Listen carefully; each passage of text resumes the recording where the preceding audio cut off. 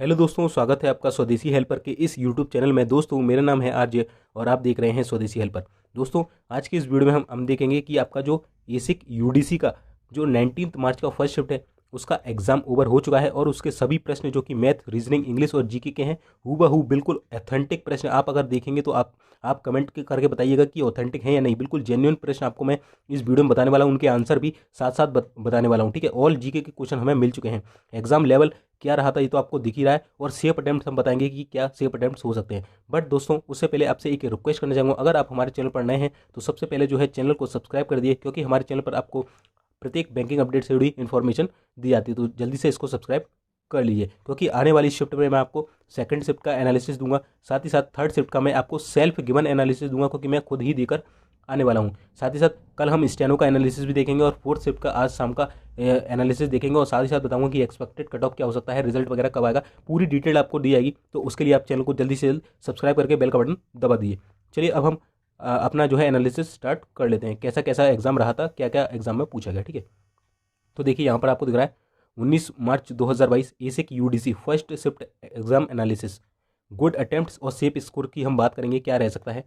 तो सबसे पहले हम देख लेते हैं मैथ्स में आखिरकार क्या क्या पूछा गया। अगर आपका आगे आने वाली सेकंड शिफ्ट या थर्ड शिफ्ट में एग्जाम है तो आपके लिए, या फोर्थ शिफ्ट वालों को तो और भी अच्छा मौका है कि वो अभी वो प्रैक्टिस कर सकते हैं। ठीक है, जैसे सिंप्लीफिकेशन 13 क्वेश्चन पूछे गए। तो और लेवल की बात करें तो काफ़ी ईजी दोस्तों ये लेवल रखा गया था।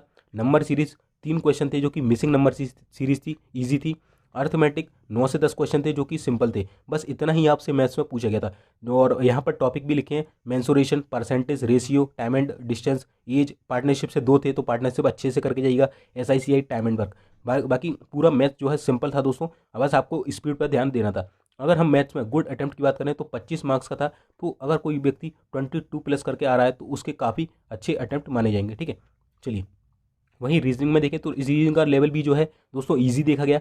एक स्क्वायर बेस्ड पजल थी जिसमें 4 से 5 क्वेश्चन पूछे गए, इन और आउट, यानी कि आधे जो व्यक्ति हैं वो इन देख रहे हैं और आधे व्यक्ति बाहर देख रहे हैं, इस तरीके से थी, इजी थी। इसके बाद एक डे बेस्ड पजल थी, इससे 3 क्वेश्चन थे, मंडे से संडे दे रखा था।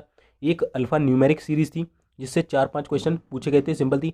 इन इक्वालिटी से 3 से 4 क्वेश्चन पूछे गए, ये भी इजी थी, मतलब सेकंडों में बन रही थी। ठीक है, डायरेक्शन से 2 से 3 क्वेश्चन, 3 से 4 भी पूछे गए थे। ठीक है, और मिसलेनियस से पूछे गए थे, जैसे कोई नंबर दे दिया 5, 6 और 7, 8, इससे पूछा गया कि इसके मतलब सेकंड से दूसरा और इस करके +1 करके, इस तरीके से मिसलेनियस में 3 से 4 क्वेश्चन भी पूछे गए। अगर हम लेवल बात करें तो लेवल बिल्कुल ईजी था। गुड अटेम्प्ट्स की बात करें तो इसमें भी कोई व्यक्ति 23 या 22 प्लस बनाकर आए, इवन 25 इसका गुड अटेम्प्ट होना चाहिए रीजनिंग का, क्योंकि सिंपल रहता है, फिर भी 23 या 22 आप बनाकर आए हैं तो काफ़ी अच्छे आपके जो है अटेम्प्ट दोस्तों माने जाएंगे।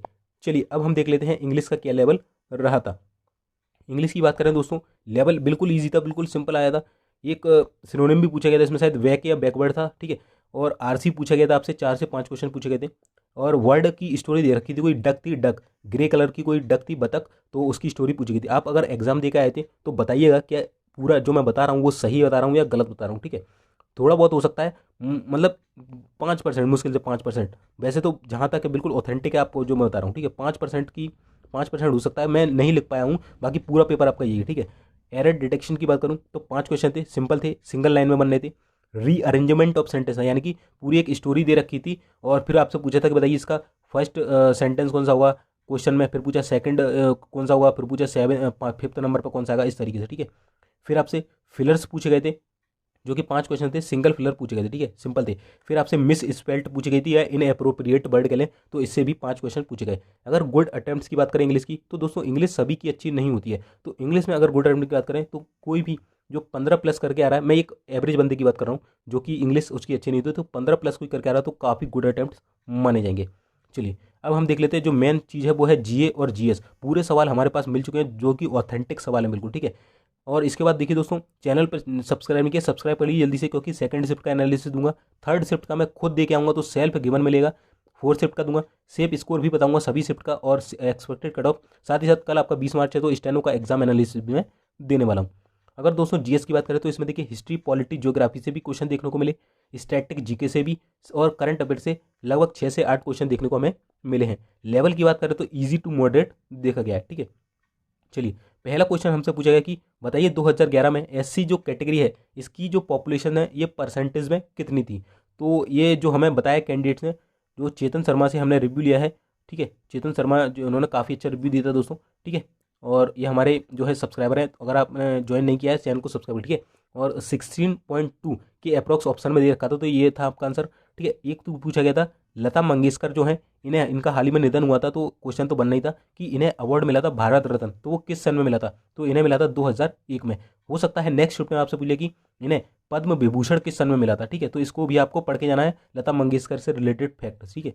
चलिए अगला पूछा गया, महात्मा गांधी जी को महात्मा की जो उपाधि है ये किसने दी, तो ये दी थी रविन्द्रनाथ टैगोर ने। एक पूछा गया था IFSCA का फुल फॉर्म, ठीक है, तो आप देख लीजिएगा सर्च करके, इसका मिला नहीं।